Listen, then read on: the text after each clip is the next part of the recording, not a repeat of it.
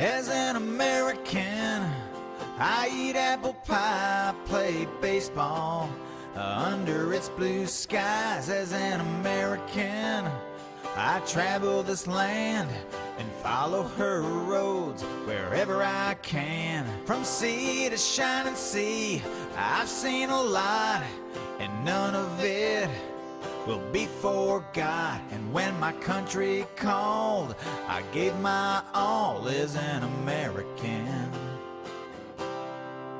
I was born into freedom in a wonderful land of mountains and plains, rivers and lakes. Forever American is what I am. A past as rich as any can be. My father's worked hard to give this to me. I love this place I come from. To live another way I cannot foresee. As an American, I eat apple pie, play baseball under its blue skies. As an American, I travel this land and follow her roads wherever I can. From sea to shining sea, I've seen a lot, and none of it will be forgot. And when my country called, I gave my all as an American.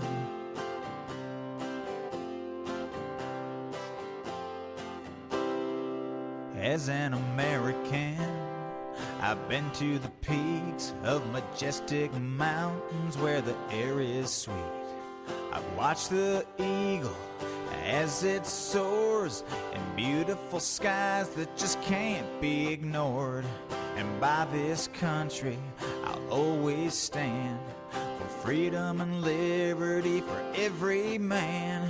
When times are hard and things get rough, America always stands ready and rough. As an American, I eat apple pie, play baseball under its blue skies. As an American, I travel this land and follow her roads wherever I can. From sea to shining sea, I've seen a lot, and none of it will be forgot. And when my country called, I gave my all as an American.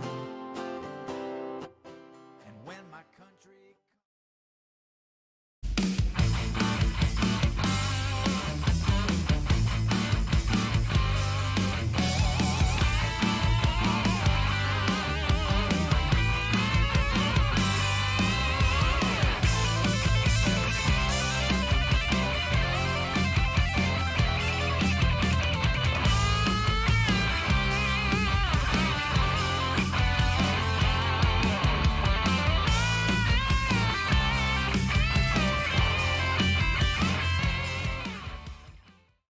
Hello, welcome to Real News Live, and thank you guys for being here on this beautiful Saturday. Hi Retha, hi Tia, hi Debbie Martin, hi Richard, hi Debbie Rogers, hi Matt, hi Jeff, hi Nana. How you guys all doing today? Hi Richard. Of course, you guys know we're collecting donations. Every $200 we're going to give away a signed hat. I did get the hats in today, so I want to show you guys. I'll be signing them and sending them out. So definitely appreciate those donations as they come in to help people in need. God bless you all for that. As trying to help as many people as possible throughout the year, and of course it's hard times, as we all know about that. Of course, we're going to get it right into it tonight. We're going to talk about the Pentagon leak, of course, showing weak points in national security. But here's the problem. You know, over the past week, U.S. intelligence and defense communities have been riveted by the exposure of more than 100 pages of top secret documents, primarily largely pertaining to the war in Ukraine. In a private chat rooms associated with social media platform Discord, the supposable National Guard airmen gained access to documents despite clearly having no need to know documents. So I don't understand how he got those in the first place. I mean, the episode isn't just a blow to the U.S. efforts to keep together democratic alliances in aiding Ukraine, but this is a demonstration of fundamental flaws in a complex, well-resourced system designed to protect classified information. If the supposable airman Jack did get into these documents, there's a lot more questions into that. Of course, he's only been charged with 2 counts of related to the unauthorized handling of classified materials, which means only 2 pages would be technically taken. I don't understand that. But based on media reports and government statements, it appears he had been smuggling documents out of his Cape Cod Air Base, hardly a center of U.S. warfighting and strategic analysis, so why were the documents there? We still don't know. I mean, after photographing the documents, allegedly, he supposedly shared them with a small group of fellow young men. Of course, this is ridiculous. It's like getting top secret information basically out of thin air, because that's what he did, supposedly,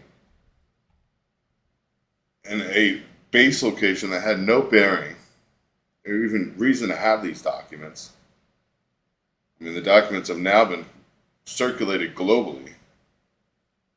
And if accurate, they expose not just weaknesses to the U.S.'s abilities to protect classified information, but they also expose weaknesses of our allies and partners.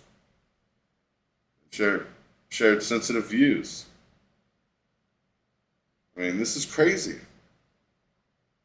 Absolutely crazy that we think just this airman managed to go in to an airbase at Cape Cod that shouldn't even have these documents in the first place, photocopying them, and then share them online. I mean, we know Edward Snowden at least was a high-ranking member of the National Security Agency, and he had access to those documents when he leaked them. Now we're talking about a regular Joe Schmo that signed up for the National Air Guard and managed to share this information. He did it all by himself. Yeah. I mean, Snowden, at least, there was a line of logic behind it of how he got the papers and everything else. But watching this, it's just ridiculous. The manner of the leak and the opportunity just didn't exist. It's sad. We'll probably never know the truth about where the documents came from or how they came about to be leaked. But you cannot say that somebody that did not have security clearances managed to walk in, photograph these top secret documents that were need to know only in an airbase that should never even have them. There's no reason for them to even have copies of them, because they weren't even part of the strategic planning or anything to do with any of the documents, supposedly. So having them available to anybody that walked on the base to photograph is not plausible. I mean, if you've ever been through security and how it works for the government, it's not as easy as just walking in. Maybe Joe Biden put him in his garage. You know, maybe somebody went in to Joe Biden's garage and they were there next to his car and they picked him up. We don't know. That sounds like a more logical reasoning than an airbase at Cape Cod having these documents. That Joe Biden put them in a box in his garage next to his car because his garage door closes so they wouldn't get picked up. It's a joke, though. It really shows our problem with our national security, not just documents, but everything. Of course, we know that boots on the ground in Ukraine was going to cause problems, and we're seeing Russia, of course, bolster their ammunitions. Now training, of course, their their partners in Belarus, and the use of nuclear weapons, as they're training Belarusian pilots today Belarusian Air Force crews have completed their training using tactical nuclear weapons as part of Russia's plan to deploy the weapons to its allies in Belarus amid fighting with its neighbors in Ukraine. Of course, the ministry had released a video in which Belarusian pilots said the training course in Russia had given the crew of Belarus Air Force ground attack jets necessary skills for using tactical nuclear weapons. Of course, we know Russia's fleet's on high alert supposedly during training exercises, but the scary part is China, of course, expanding its military draft to include veterans and college students just happened. Experts warning, that if we're either tone deaf or not paying attention, because this is a message saying that China is getting ready for something. Beijing, of course, announced its revisions last week to the conscription policy, saying that China's entered a state of war. Should China enter a state of war, veterans and educated college students can be expected to be on top of the list to be drafted. China's positioned these changes as a necessary step to modernize the People's Liberation Army and boost its command and combat efficiency. I mean, this is crazy. The priority draftees run counter to not only traditional Western conscription practices, but China's as well. I mean, this fits for what we're talking about, a build-up to military action, not only happening in the U.S., but everywhere else. We're seeing China bolster their military actions as Russia, of course, is bolstering theirs, North Korea having missiles that can hit us directly. This is a scary time. Facing these issues, I mean, one after another, the build-up, the tit-for-tat situation that the U.S. has got itself into on multiple fronts. I don't think we can handle fighting a war on one front right now, but yet somehow we have managed to get on a war or to get on many fronts. We may not be at war yet, but the aggression is there. China has already said that they're going to take Taiwan. Today they said that they hope Germany supports the peaceful Taiwan reunification. Chinese top diplomats, of course, said we hope and believe Germany will support China's peaceful reunification with Taiwan. So basically, meeting with German Foreign Minister of Affairs, who visited China, leaving today, added that once China supported Germany's reunification and to maintain stability of the Taiwan Strait, it is necessary to firmly oppose separatist activity related to Taiwan's independence, adding that Taiwan's return to China was an important component of the post-World War II international order. I mean, all this is happening is we know China's stepping up. We know everything that's happening, and we gotta be prepared. It's not just one thing or another in this country. We're facing many things. Amongst that, grim warnings over U.S. bankruptcies are coming about, and it's different than any of us has ever seen. I mean, we're going to see a lot of bankruptcies. We're already seeing Bed Bath & Beyond, and we got Walmart not only laying off people, but closing stores. Accenture laying off people. Amazon closing distribution centers. And there's tremendous mixed messages going on, saying everything's fine, but seeing the destruction and just the falling of U.S. retail locations. We're expected to lose more than 50,000 U.S. retail locations within the next 5 years. U.S. dollar is not what it's worth, and it's not valued at anything near its worth anymore, as new or more currencies are going to a gold standard. The U.S. currency cannot guarantee its value. We're watching oil being traded in multiple different currencies now, and it's only time. Time will tell what's going to happen. We've been seeing a number of stores shutter around the U.S. I mean, watching heavy hitters like Bed Bath & Beyond, Foot Locker.